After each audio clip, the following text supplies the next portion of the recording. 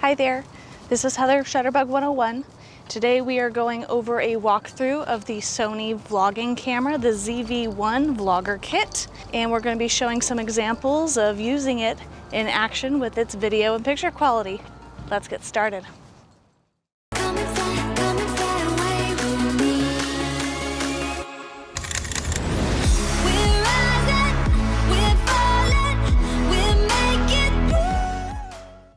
So today we actually have a visit here from Blue the Dachshund. Roxy is right there on my tail. Hi guys! Roxy has the GoPro Hero 8 on right now to kind of check out the stabilization on that for our walk. So I'll probably put that in the B-roll. We're going to the park. Blue is Roxy's cousin. He belongs to my brother. He's a little bit older than Roxy. Roxy has this very aggressive crush on him, however, and loves to boop him constantly. So we sometimes have a little issue with that. But we're gonna go for a walk at the park. I have them tethered together. Fortunately, he's wearing one of Roxy's old collars because he didn't have his on. I just kind of fashioned a tether to her leash, so we're gonna see how that goes. Currently, they're both very happy to get out. Roxy, again, not so happy to be tethered up. She actually despises her harness, so having her harness plus the GoPro fetch on with the GoPro, I'm not sure how well the footage is gonna come out because she absolutely hates it. So we'll see how that goes. Hold on guys, gonna wait to cross. Okay, come on, come on, come on. Be quick, be quick, be quick. Be quick. Hey, be nice. Roxy, stop it.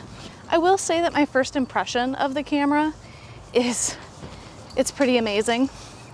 I love the background blur that it gets. It's constantly focused on my eye, which is fantastic. Amazing for vlogging. I'm using the Vlogger Kit handle currently, and it's very comfortable. It's not, you know, a huge rig or setup, so pretty good setup that we have going on. I have my Rode Wireless Go hooked up to it, have it hooked right on the inside of my shirt. Sorry, these guys, they gotta stop and sniff, right? Gotta do the things that dogs do. But overall, it's a fantastic camera, at least as far as I can tell. I'm absolutely loving it. Unfortunately, I didn't win the vlogging competition that Sony had, but a couple people that I did watch their vlogs won, and I was hoping that they would win, so good job guys for the winners. I'm sure more opportunities will come up, but for now, I'm just glad that I was able to get a hold of one of the ZV-1s to do a walkthrough for you guys. Until I can afford one of my own, we'll see. But as far as I can tell, the stabilization on this is pretty top-notch. Quality is amazing from walking in the light versus walking in the shade of the trees that we have going on here. It does switch up pretty quick when it comes to focus, so it is definitely ideal. I'm gonna go ahead and show some video clips of our walk along with some photos as well to see the photo quality, and then we'll jump right into the walkthrough. Here's some facts for you on the Sony ZV-1. The ZV-1 has a 20 megapixel 1-inch sensor with built-in advanced stabilization, skin tone optimization and face priority auto exposure, and articulating touch LCD screen. It also has a mic port, 2.9 times zoom, aperture availability of 1.8 to 2.8, has a continuous drive of 24 frames per second, and shoots 4K video up to 30 frames. Let's go over the buttons, doors, and menus to help you navigate this camera a little bit better. So, going over the ZV-1. So this little camera has a 1-inch sensor, as we kind of went over, just talking about general features of this camera. Now this handle is part of the Vlogger's Kit add-on. It does not come with the camera itself, but it is something I seriously recommend getting with the camera, considering that it's a nice handle to hold on to instead of just using the camera itself. And then what's nice is you can zoom with this handle. You can take a picture, you can do video, You can program the custom 1 button to be whatever you want. And then of course you have your lock function switch here, which will kind of lock everything into place so you don't accidentally hit something. It is adjustable both here, and if you hit the button here, it is rotatable as well. Not to mention, it also folds out into a tripod, which is really, really neat. And of course, with the Vlogger's Kit and this handle, which is Bluetooth connected, by the way, you get a 64GB memory card, so pretty neat. As for the camera itself, we're going to go ahead and zoom in here so we can really see everything going on with this camera. You can see that it's a fairly similar size to their RX100. It's a little bit bigger than that, considering the sensor that it has and all the different features. But on the front of the camera, you can see it's very simple. We have that 1.8 to 2.8 aperture, which is excellent. If we go to the side of the camera here, you can see that there's nothing on that side. So go to this side here. Here we have a spot for a wrist strap to tether it to your wrist. We do have 3 doors here. First door is going to be for your mic port. So you can use a external mic, like in my video I used the Rode Wireless Go and just hooked it up to the hot shoe up here. It does have a pretty advanced mic on top here, which what this does inside the camera, which we'll go over in just a bit, you can actually control this mic to be more front focused, rear focused, side to side, all over. It's actually a directional mic that's going to give you clear, crisp audio.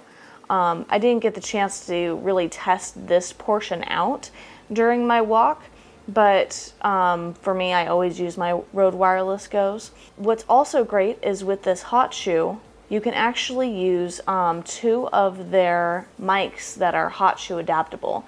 So you don't even have to use the mic port on the side. It just goes right through the hot shoe of the camera, and it won't drain any of the battery of the camera itself, which is pretty great. Here we also have our multi-port, which is going to be micro USB.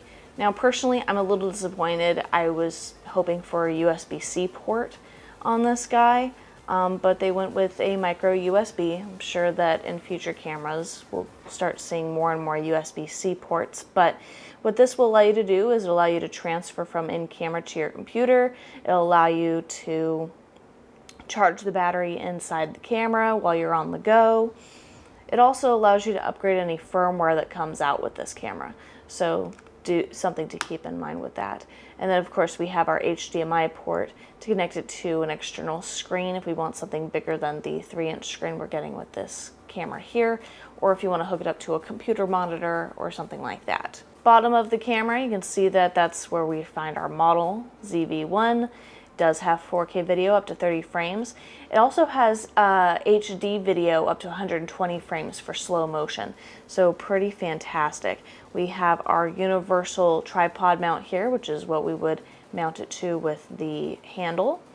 We have our door here, which is going to give us our battery and our card slot to be able to use a card. On the top of the camera here, we have quite a few more buttons. We've already gone over the hot shoe and the built-in mic. We have our on and off button here. We also have our articulating screen, which we're going to go ahead and swing out. Now you'll notice that when I flipped open the articulating screen, it automatically turned the camera on, which I think is kind of a neat feature, but it is something you can turn off inside the camera if you wish. We do have our mode button here. So what the mode button does is it allows us to switch to different modes instead of having like a direct mode dial. So if we hit our mode button, you'll actually be controlling that through the screen. So we have Intelligent Auto, which is going to be the green mode. This is going to allow the camera to do all the thinking for you. It's going to automatically choose all settings and choose accordingly. You have your Program Auto, which is going to allow it to be automatic, but still give you control over certain settings like shutter speed or aperture, or your focus points and focus modes and all those things. Your aperture priority, which allows you to really just adjust the aperture while the camera figures out the shutter speed. Your S mode for shutter priority. This is going to allow you to control how fast it takes the picture versus the camera choosing the aperture for you. You have full manual exposure, so you choose anything and everything on this camera to get your desired look. You have sweep panorama, so it allows you to get a panoramic image. You have your scene selection, so if we select this here, we can then select certain scenes. So we have portrait mode, sports, macro, landscape, sunset. So it's basically automatic mode, but you're specifically telling the camera exactly what the situation is. And if we go back to our mode here, we have memory recall, which you can actually save certain settings specifically to MR in your menu, which we'll go over here in a moment. And then we have high frame rate, which will automatically give you the settings that you need to slow down video for slow motion, which is really cool. And of course we have our movie modes here. So in this movie mode, you can change certain settings to work how you need it to. And then you have intelligent auto movie, which is going to let the camera do all the thinking for you on the movie mode. Now, something to keep in mind, you don't have to be in one of these modes to do any of your vlogging or do any video. You can be in your auto mode, P mode, A mode, S mode, M mode, any of those modes, and all you have to do is hit the red button. So when you hit the red button, that's going to start recording, and then again to stop recording. We do have the zoom ability here. So if you go toward the T, it's going to be for telephoto. W is going to be for wide angle. There is only a 2.9 times zoom on this, so it's not a ton of zoom, but typically you don't need that huge of a zoom for a vlogging camera anyhow. And of course, in the middle of that, we do have our shutter button, which if you push halfway down to focus, then you push all the way down to take the picture. We do have our C1 button here as well, as we saw on the handle. The C1 is going to be your custom button, so you can actually change this if you would like, but personally, I would definitely leave it as this button.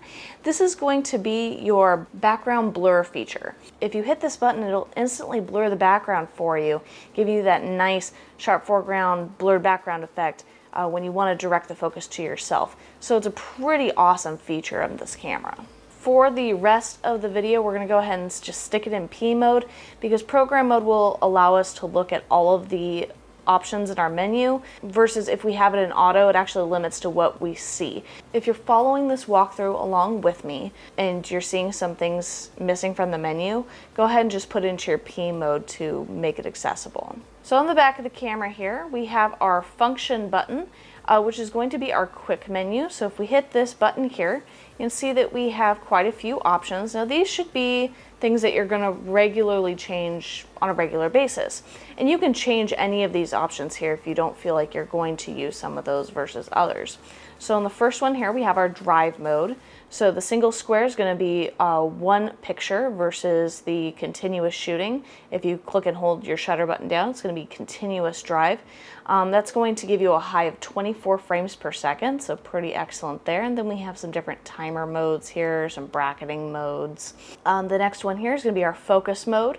So we have AFS for autofocus single. This is going to be for taking pictures or video of something still, not moving, where it locks the autofocus in and doesn't move.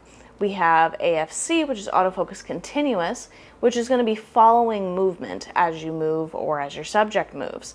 And then we have AFA, which is autofocus auto, which is going to allow the camera to determine whether it's AFS or AFC at any given time. And you do have your manual focus settings here as well. Then we have our focus area where the camera focuses. You have wide, which is kind of the entire screen. You have zone, which is what I would recommend for vlogging. You have center, which if you're going to be in the center for every single one of your vlogs, perfect. Otherwise, you can pick very specific spots like an eyeball or the tip of the nose, that type of thing. Then we have exposure compensation, which will allow you to make your scene darker or brighter without changing any major settings. You have your ISO. This is going to be your image sensitivity to light, depending if you're in a brighter or a darker environment. If you're just starting out with this guy, I would just keep it in auto for now until you can kind of get comfortable with the camera and figure it out. You have your product showcase set. So this is what I kind of had mentioned in the description video. What this allows you to do is when you have this on, and if you're someone like me that at the beginning of every video, I kind of put the camera out in front of me, and I have to wait for the camera to focus because sometimes takes a while to go, no, I want to focus on your face, not the thing in front of your face. But when you have this on, you're showing a product or you're showing something specific in front of you, it'll immediately jump focus to it, and it's actually very responsive. I'm very impressed with that feature, and it's definitely a huge seller in my book. We have Steady Shot, which is the stabilization that's built into the camera. We have Soft Skin Effect, which on this specific setting we don't have, where it's just set to off. You have your white balance, which generally I would just keep it in auto white balance, but this will control the temperature of your image or your video, making it warmer or cooler. You have your creative style, which generally, again, I would just keep this in standard, but if you want to make your colors more vivid, if you want to shoot in black and white, that type of thing, you can do that all from the creative style. And then you have a built-in ND filter, which is pretty awesome in this camera as well. And generally, I'll just keep this in auto. Then we have our menu button, which we're going to go over last. We have a nice thumb grip here as well. Our display, which if we just hit up on this dial here, it'll actually change the display of the screen, so you get some with a level. Personally, even though this one's a little busy, this one's my personal favorite because it'll give you your battery level, it'll give you some of your general settings that you have it on, and then how many pictures or video that you have left depending on the setting you're in. So personally, I like this display better, but it's all to preference. If you hit to the left, you'll actually go right into your drive mode. If you hit down, you'll go right into your exposure compensation. Those are your nice shortcut buttons. And then if you hit to the right, you'll have your shortcut to ISO as well, even though it's not labeled here. We have your playback button here, which is going to be the triangle inside the square. That's where you can look back at your pictures and video. We have the trash can button for when you're on the playback button, you can delete pictures or video that did not come out. Or else on your shooting menu, it's the C2 button, very similar to our C1 button here. It does have a function. If we hit that button, that'll actually turn on the product showcase setting for you, and then turn it off as well instead of having to go into the quick menu. And again, your quick menu and the custom buttons are programmable to do what you need.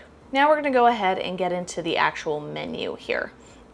So starting at tab 1, you'll see that a lot of the settings, at least in the first 2 tabs, are going to be in your quick menu or laid outside the camera. So it'll actually be very rare that you ever actually have to go into the actual menu, so do keep that in mind. But what is great is they do have a My Menu tab here, the little star. What the My Menu tab is if there's things that maybe aren't laid out on the outside of the camera and that you do want to access quickly instead of having to dig through all of these pages and all of these tabs, you can save it to the My Menu tab at the very end. Do keep that in mind as you use this camera as well. So when I go through the menu, I may skip through a few things because 1, we've already gone over them, or 2, you probably don't need to know about it, or at least there's very few people that need to know about it. So if you do have any extra questions about the menu, something you need me to clarify on, please don't hesitate to leave me a comment and I'll be sure to get to you on that. But showing first in the first tab is going to be our file format when you take pictures. So the camera 1 tab is going to be mainly for photography, camera tab 2 is going to be mainly for video. So here I like to shoot in RAW, but you can shoot in JPEG or RAW and JPEG depending on what you want. You have your JPEG quality if you're shooting in JPEG alone. You have your aspect ratio, which 4:3 or 3:2 tend to be the more popular ones. Panorama size or direction when you're in your panorama mode. You have long exposure noise reduction, which you could have on. Personally, I would turn this off because I like to shoot in RAW and have a little bit more control over my noise reduction. You have a high ISO noise reduction. Color space, you really want to keep in sRGB. Your shooting mode, again, you can change that through the button on the top of the camera. Also with your scene selection. Your drive mode, again, by pushing left or through your quick menu. Different bracketing settings, interval shooting, your memory recall if you want to save your settings to memory recall there. We have focus mode, focus area, focus eye autofocus. Again, these 2 are already in the quick menu, but if you want to change, like, you want it to detect human versus animal, right or left eye, that type of thing, you can go ahead and turn that on. Pre-autofocus, I like to have that on as well. Focus frame color, I like to have it on white, but you can choose from white or red. Autofocus area, auto clear. You have display continuous autofocus area, would definitely have that on. Face detection. You have your exposure compensation, again, through your quick menu by pushing down here. You have your ISO, which again, quick menu or pushing right. Your ND filter, your metering mode, which is generally where you're taking the light from. I'm actually surprised that's not on the quick menu right out of the box. I would put this in my quick menu personally. This allows you to take the light from someplace specific or let the camera kind of just generally find a good balance of light depending where you're at, which this camera does do a fantastic job at, by the way.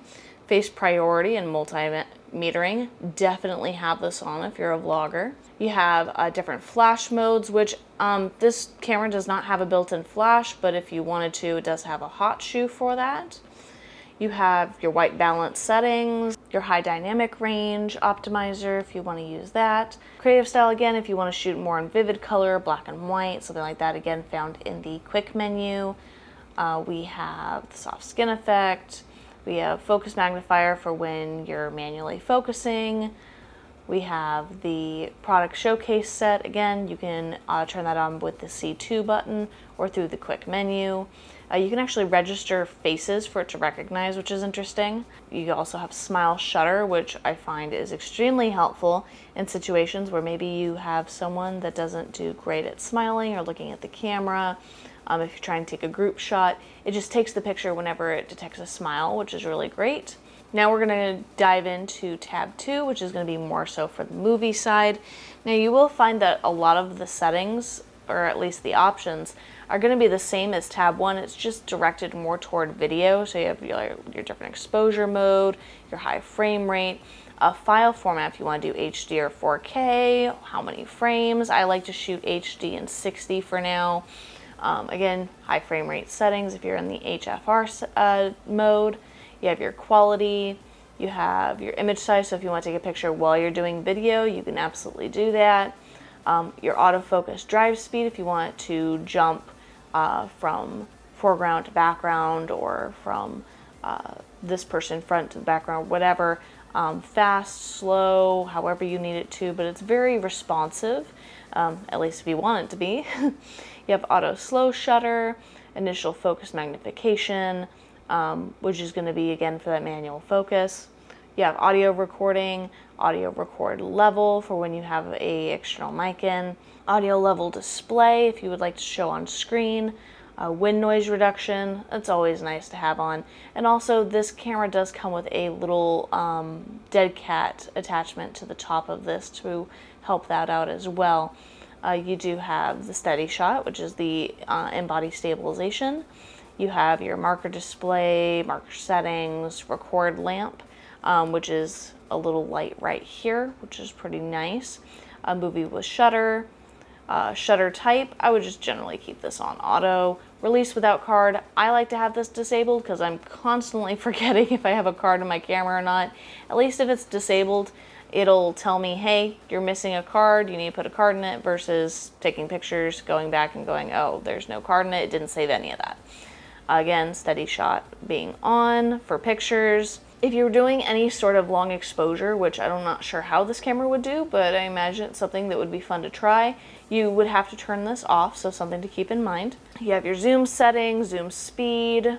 You have your display, what you want your display button to do, if you want the grid lines on for your composition. You have your exposure set guide, live view display, auto review. I like to have auto review on. 2 seconds is pretty good. That way it shows you what your picture, how it came out right after you've taken it. Your custom keys, if you would like to change those. Your function menu set, if you would like to customize that as well. Your audio signals, your write date, and then we're into the third tab, which is going to be our internet tab. This is where you can send pictures and video to your smartphone, to your computer. You can view on a smart TV, which is pretty cool. You can control it with your smartphone as a remote using the Imaging Edge mobile app. You also have PC remote function. Now, in a case where you're not going to be using these right away and you're just going out shooting for the day, I would turn your airplane mode on. That actually helps save the battery. Then we have your Wi-Fi settings, your Bluetooth settings, Bluetooth remote control to connect it to the handle. You have edit device name if you want to change the name of this or resetting the network. Then we're into our playback menu, which is for pictures you've already taken, so you can protect pictures, rotate, delete, rating. You know, give a beauty effect. You can enlarge the image. You can do a slideshow. You know, all things that you've already taken pictures of already. You can do certain things within this tab. And then we have the toolbox tab, which is just your general setup. So you can do monitor brightness. You do your volume settings, delete confirmation. You want cancel to be highlighted first before delete. You have your power save start time. So after 2 minutes, the camera will turn off to save battery. I personally love this feature. Power off with monitor. You have auto power off for temperature, just to keep an eye on that. If you're constantly running 4K, that tends to get the camera pretty warm because it's a lot of processing that it has to do. You have your touch operation if you want that on or off. You have HDMI settings, 4K output select, your USB connection. You can even do USB power supply to power the camera as you're using it, which is pretty great. Changing the language, date and time setup, area setting, formatting your card. I always go over this in every camera walkthrough that I go through because formatting is really important to know. Because you'll either accidentally find out what it is and you'll be really upset, or you won't use it at all and have the risk of corrupting your cards. So what formatting does is it completely resets the card in the camera to how you purchased it and reintroduces it to the Sony software. So instead of going through and just using the delete button or deleting the files on your computer and then putting it back in your camera, when you do that, when you just delete, it actually just deletes the visible data. It keeps that backup data on the card. So what you want to do is you want to go format, which is permanently going to delete it after you've backed up your images and everything, because naturally we won't want to lose any of that. And that way it's not overwriting hidden data that's just left on the card. Because that in time can cause corruption, it can cause your card to lock you out and have you lose future images. So every now and then, you don't have to do it after every single use of your card. You know, format your card regularly, every now and then. Just keep that in mind, that is something that is recommended. Add a new folder to save images and videos to, file folder settings. You can recover from your image database, check your firmware version, make sure it needs any firmware updates, setting reset. So if you did something on the camera, it's doing something funny, you have no idea what the heck it's doing, you can go in and reset your settings to factory and hopefully that fixes your issue. And then of course, like we were talking about before, we have the My Menu tab where you can add certain things that you know that you'll want to have easy access to if they're not able to be laid out through either the quick menu or one of your custom buttons. So something to keep in mind there. And that pretty much wraps up this camera. You know, it's a pretty excellent camera. I was really surprised by the quality of this. When I heard about the different tools and features this camera would have, I thought this guy is just too good to be true. They really fixated on everything a YouTuber, a vlogger, whatever could really use, especially with the blurred background and the like the product focus, which I thought just was fantastic. Not to mention the overall quality, build quality of the camera and the handle. They did amazingly well. This camera is definitely worth the money. It's on my wish list at some point because it's definitely a vlogging camera to get a hold of. Not to mention it's small and travel friendly. So if you want something that's one of the top of the line point and shoots that's going to be good for vlogging, some pictures, just a great travel camera overall to capture all of your adventures, ZV-1 is a great option for you. If you guys have any questions or you want me to do walkthroughs of other cameras that you have in mind that are on your wish list that you want to see the quality out of or you want to see the walkthrough of, let me know in the comments below. I'll be happy to get to you on that. Until next time, keep your eye out for inspiration, Shutterbugs. Bye.